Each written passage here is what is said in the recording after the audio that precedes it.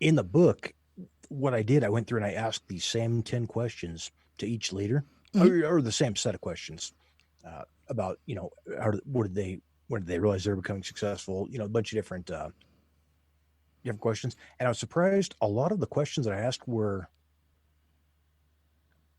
it was, let me look here. I was just going to grab the interview questions. So I asked the same list of questions to Jeff Wobig, who is the number one Navy SEAL team sniper in history. Oh, Uh, wow. he had the Maximum magazine, what was it called?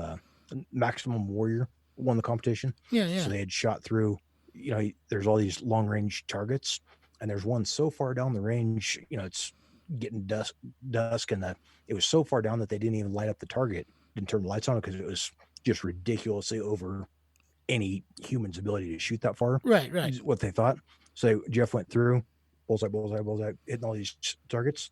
And he lined up the one down the end of the range that was, crazy, crazy far out there, and shoots it. And then, they wait however many seconds and you hear the ding.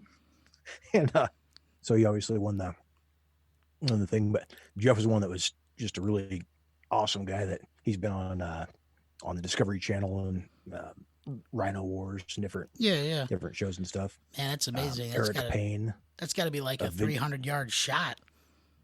oh no, I'm sure it was like mile plus, Oh, wow, crazy, wow, crazy. wow. Yeah, yeah. No, it's But so interviewed him.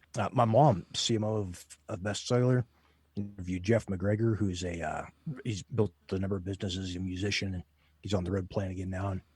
And Eric Payne is a good friend of mine. Runs Venture Advocates, Hmm. doing mergers and acquisitions, and very successful guy. Paul Watson is the he's been successful in a whole lot of different areas and runs Downtown Vineyard Church. And they've got a not for profit hospital, Hmm. so where they treat people it's like a charity hospital that he owns. Pretty cool deal. Um, Interviewed Nathan Schulhoff, who's the inventor of the MP3 player.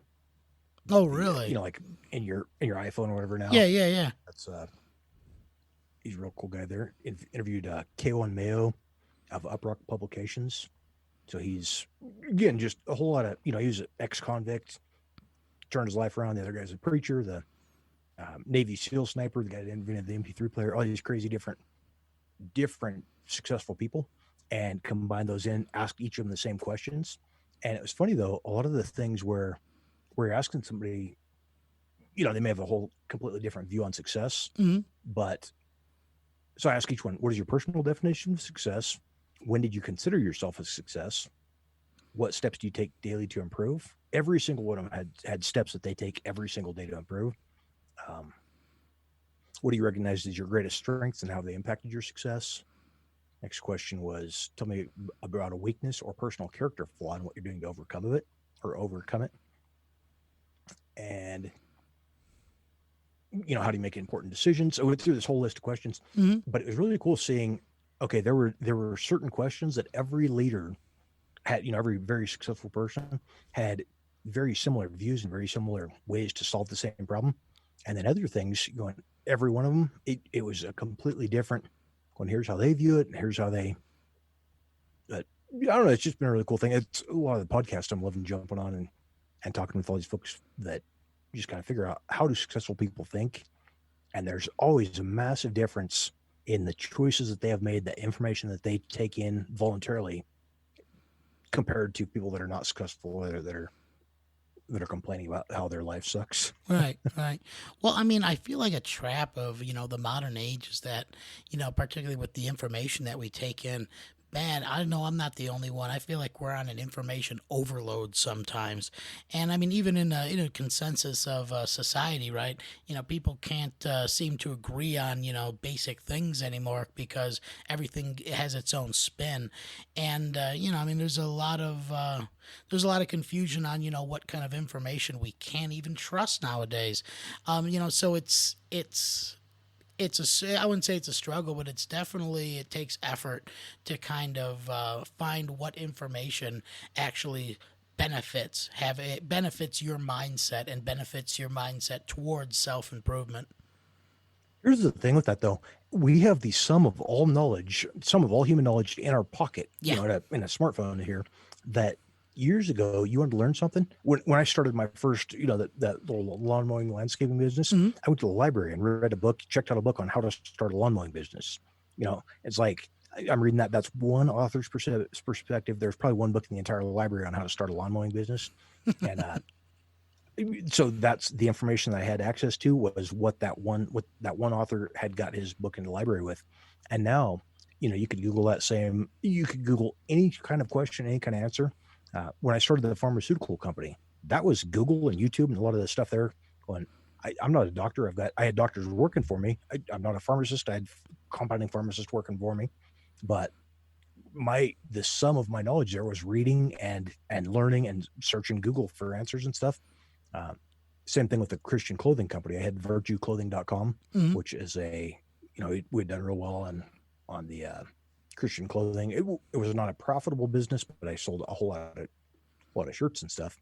And, everything from clothing, pharmaceuticals, manufacturing, injectable, pharmaceutical grade research peptides. Hmm.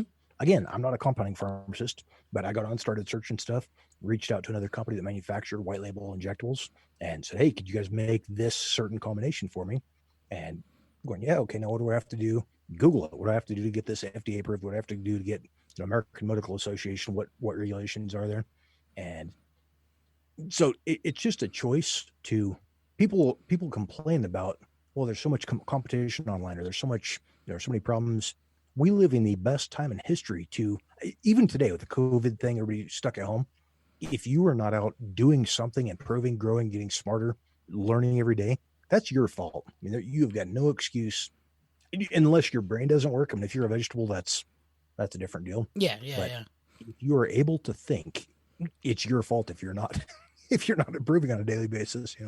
Well, I mean, particularly with with so much time on our hands now, with with this whole COVID thing, people are social distancing, they're self isolating, and one of the things I've been asking folks, because I have been using this time to reach out to folks that I haven't necessarily reached out to in a while. And one of the things that I'll ask them is, well, what have you been doing with your time? Oh, we watched the Tiger King and this and that. It's just, it's not a Yeah. beneficial use of your time. And then I talked to one of my friends, and she said that she was going back and rereading The Count of Monte Cristo. And I said, fantastic. You're the first person that I've talked to that actually is reading a book. Like, that's phenomenal. But, I mean, a lot of it is, exerting your sense of free will, right?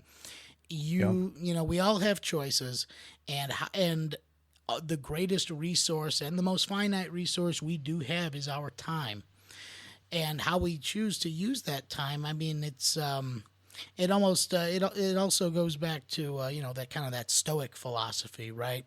You constantly remind yourself that death is the inevitability, so you put more emphasis and purpose in the time that you have, and utilizing that time is probably, I mean, and I definitely let me know if you disagree, but utilizing that time with a sense of purpose and direction is probably one thing that unifies all those different people that you interviewed.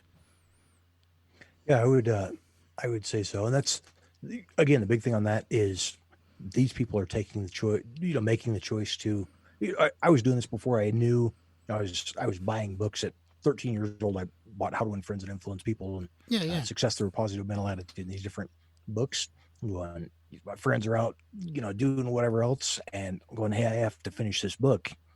For a 13-year-old, that's a not a real common characteristic, but you look back now on those same kids. I didn't enjoy reading these books and stuff, but I was making a decision, realizing, hey, I could go on. I could be. My life is going to go one way or another. Right. And looking back, I'm still friends with a lot of the old friends from high school and stuff on Facebook. So if you guys are seeing this, don't don't take this. I've got a lot of the members in our group or kids I went to school with or college or whatever. So Hmm. um, if you're not in a good situation right now, please don't take this as a jab. I'm not trying to talk behind your back, but we all know some of the folks that are sitting around, Facebook Live and on a sitting around drinking and crying about how their life sucks, and others are out. I got the one buddy's is a brain surgeon. They've got, we all made decisions on what we're gonna do with our free time, Yeah, yeah. and you kind of see where the folks that have decided to binge Netflix and watch the Tiger King or whatever it is, probably I probably shouldn't have mentioned that by name. But the folks that are wasting their time doing stuff that is not productive Yeah. on a regular basis are see the benefits of that in their financial and